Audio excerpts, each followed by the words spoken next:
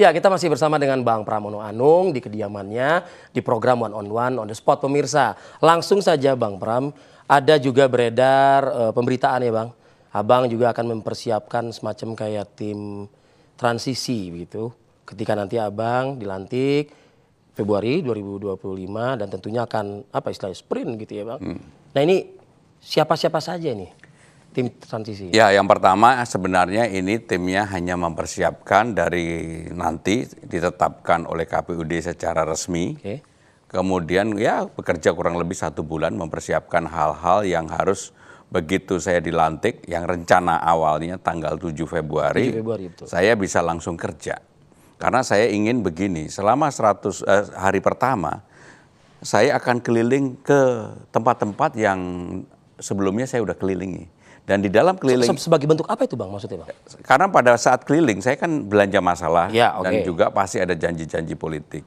Dan yang saya janjikan adalah hal-hal real yang dialami oleh masyarakat. Semacam. Kartu Jakarta Pintar, kartu untuk lansia, difabel, KJMU untuk mahasiswa. Kemudian juga hal yang berkaitan dengan persoalan real di masyarakat tentang disabilitas, tentang sekolah. Pendidikan ya. Pendidikan dan yang saya juga temukan selama belanja masalah adalah banyak sekali ijazah yang tidak ditebus karena orang tidak mampu dan sebagainya, bahkan ada yang 15 tahun tidak ditebus.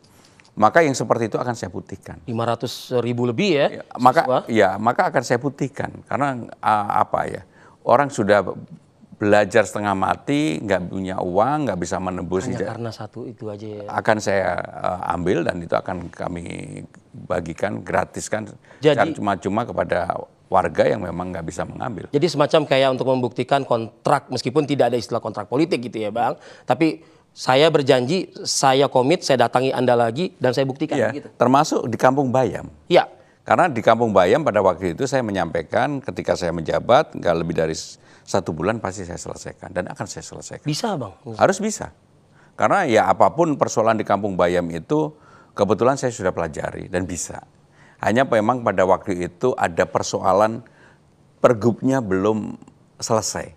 Jadi kalau Mas Anies misalnya 2 periode saya yakin pasti selesai.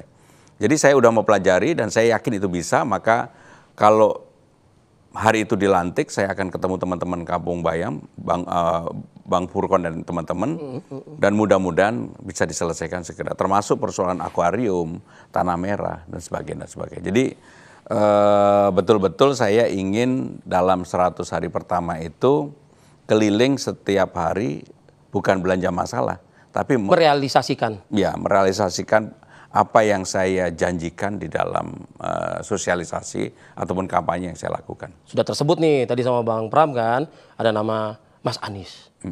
Mas Anies kah yang akan menjadi figur transisi? Jadi di figur transisi yang saya ambil bukan nama-nama besar. Saya ingin ini adalah bekerja. Tetapi apapun orang-orang yang dulu pernah membantu Pak Ahok, membantu Mas Anies, membantu Bang Foke, yang memang mereka punya pengalaman di lapangan, saya akan dengarkan untuk itu. Sehingga dengan demikian tim transisi ini bekerjanya hanya 1 bulan, orangnya tidak terlalu banyak, dan ini bukan TGUPP seperti seperti Mas Anies ya. Tetapi memang ini yang betul-betul bekerja mempersiapkan begitu dilantik, potret tentang pemerintahan Jakarta saya harus sudah tahu betul. Sehingga dengan demikian yang menjadi penting adalah untuk mengetahui siapa personil-personil yang ada di dalam internal birokrasi pemerintahan yang memang bisa menjadi tim untuk bekerja bersama-sama, gaya kepemimpinan, kemudian persoalan-persoalan lapangan yang segera harus diselesaikan. Apapun kan anggaran pendapat APBD-nya juga sudah diketok antara pemerintah Jakarta dengan DPRD, perlu adjustment, perbaikan dan sebagainya. Sehingga dengan demikian saya termasuk yang ingin langsung bekerja. Termasuk juga pertemuan dengan Ketua DPRD Jakarta juga. Ya, termasuk pertemuan dengan Ketua DPRD Jakarta dan nanti saya pasti door to door saya akan temui semua fraksi-fraksi yang ada. Karena bagi saya itu penting. Komunikasi itu penting dan yang membedakan dengan pemerintah pusat di pemerintah Jakarta ini sebenarnya kan nggak ada yang namanya oposisi, nggak ada lah. Yang ada adalah bagaimana kita secara bersama-sama membangun Jakarta. Apalagi Jakarta bukan lagi sebagai ibu kota negara, Jakarta sebagai kota global, maka tantangan itu ada di depan mata kita. Dan pekerjaannya saya terus terang sudah memahami lah dan langsung akan kami lakukan. Oke, artinya begini, kalau kita melihat ketua DPRD kan diketahui juga berasal dari PKS, PKS juga tergabung dalam KIM juga, dan mayoritas juga di DPRD Jakarta juga KIM, bisa dikatakan seperti itu. Artinya dengan pertemuan dengan ketua DPRD kemarin sudah tercapai gitu ya Bang ya, artinya tidak akan ada lagi riak-riak nanti ketika ingin merealisasikan kebijakan Pramono Rano. Saya meyakini seluruh anggota DPRD Jakarta dan juga pemerintah Jakarta dua-duanya pasti ingin Jakarta ini lebih baik. Sehingga dengan demikian saya tidak punya prasangka apapun. Dan saya meyakini juga mereka pasti bisa bekerja sama dengan saya. Karena selama ini saya kan secara terbuka dengan siapa aja bisa bekerja sama. Masuk-masuk aja ya Bang? Iya, dan betul-betul saya nggak ada sama sekali, termasuk kepada orang-orang yang sama sekali nggak mau mendukung saya, bahkan bicara tidak baik tentang saya nggak pernah jawab sama sekali. Dan itu memang karakter saya dari dulu. Dan secara sungguh-sungguh saya ingin mengatakan bahwa saya pasti akan mengajak semuanya bersama-sama untuk membangun Jakarta menjadi lebih baik.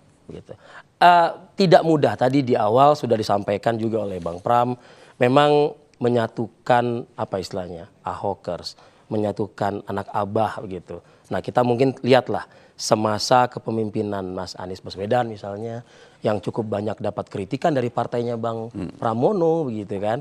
Nah artinya Bang nanti di dalam merealisasikan kebijakan yang memang sudah harus sprint, Bang Pram di situ ini tidak akan ada gesekan lagi begitu ya. Karena kan bicara soal kepemimpinan Ahok, bicara soal kepemimpinan Mas Anies, yang dulu pernah ada cerita tersendiri begitu. Iya, tapi saya menganggap bahwa kita jangan terlalu terbiasa menengok kaca spion. Jadi lebih baik ke depan aja. Nabrak nanti kalau saya. Jadi kalau saya fokus ke depan aja, saya sama sekali tidak pernah melihat ke belakang dan sebagainya. Sehingga dengan demikian saya bersyukur banget, termasuk bagaimana antara Forkabi sama FBR yang begitu dari dulu mereka selalu ini. Jadi saya merasa pasti dalam waktu dekat teman-teman yang kemarin berada pada pasangan 01 atau 02, saya yakinlah pasti akan bersama-sama. Akan guyup ya. Karena kan sensitif juga kalau bicara soal misalnya Kampung Akuarium. Bicara juga soal namanya Kampung Bayam. Lalu juga kita juga sudah punya yang namanya track Formula E. Itu kan semua kan cukup banyak dapat kritikan pedas begitu ya dari. Jadi cara memandang saya melihat Jakarta dan melihat kepemimpinan seseorang yang pernah JIS juga loh Bang. Yang pernah memimpin Jakarta, saya lihat sisi baiknya.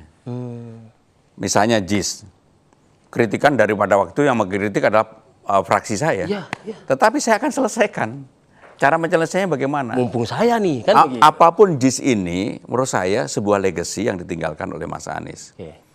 Mungkin nggak lebih dari beberapa minggu, JIS yang ininya kosong, saya akan buat misalnya secara ini gambar-gambar pemain-pemain Persija yang dulu dan Persija yang sekarang. Anjas Asmara, Iswadi Idris, Sucipto Suntoro, kebetulan kan saya hafal para legend sama yang baru, Witan, Ricky Ridho dan sebagainya. Sehingga ketika orang lewat ini kan berputar, oh ada sesuatu yang baru tentang Jakarta. Keren sih. Ini yang namanya gubernur yang baru dan wakil gubernur memang gila bola, memang saya gila bola. Sehingga dengan demikian saya akan membuat itu. Jadi hal-hal inovasi itu pasti akan kami lakukan. Termasuk beberapa bus akan kami branding olahragawan yang mempunyai kontribusi yang cukup baik bagi Jakarta. Apakah itu pemain bola, pemain basket, dan olahragawan lainnya. Sehingga dengan demikian orang punya kebanggaan terhadap dirinya ketika dia punya prestasi. Dan itulah yang membuat ada hubungan kedekatan antara pemerintah dengan masyarakatnya. Dan dengan undang-undang yang baru ini, wajah Jakarta akan menjadi Betawi. Betawi yang semakin menyala gitu ya. Menyala, karena memang undang-undangnya bunyi gitu ya. Dan selama ini satu-satunya kota besar di Indonesia yang tidak punya wajah kedaerahan adalah hanya Jakarta. Karena ibu kota negara. Dan undang-undang baru yang sekarang udah ada Betawi. Walaupun saya bukan Betawi asli, saya orang Jawa lahir besar di Kediri, tetapi saya akan mewujudkan banget wajah Betawi itu nampak banget. Seperti yang kamu tadi Arif, belum aja udah berpantun gitu. Enggak, soalnya ngikutin Bang Pram juga waktu belanja masalah kok di sini pantun, di situ pantun gitu ya kan. Bang, terima kasih Bang. Abang tadi menyebut Persija Bang. Langsung saja nih di segmen ini saya mau juga minta komitmen. Kandang Persija jadi mau ditaruh di mana Bang? Ya, kandang gini, Persija itu sebenarnya bukan dimiliki oleh Pemda. Persija itu dimiliki oleh perorangan. Betul. Kebetulan pemiliknya sahabat saya. Yang menjadi kuat adalah Jackmania.